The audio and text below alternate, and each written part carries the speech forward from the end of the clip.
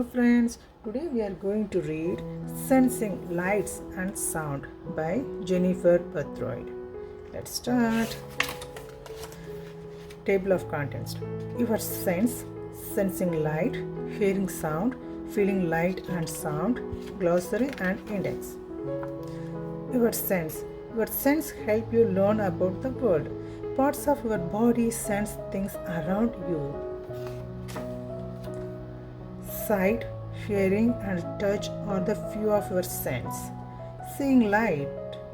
Your eyes help you sense lights. Light enters your eyes. Your brain tells you what you are seeing. Sunglasses shades your eyes. Light can be too bright. It is hard to see in the dark. Light can be too dim. Look around. What light can you see? Hearing sound. Your ear help you sense sound. Sound vibrate enter your ear. You can't see sound vibration. Your brain tells you what you are hearing. Sound can be too loud. Special gear protect this worker's ear. Some people wear hearing aids to help them hear.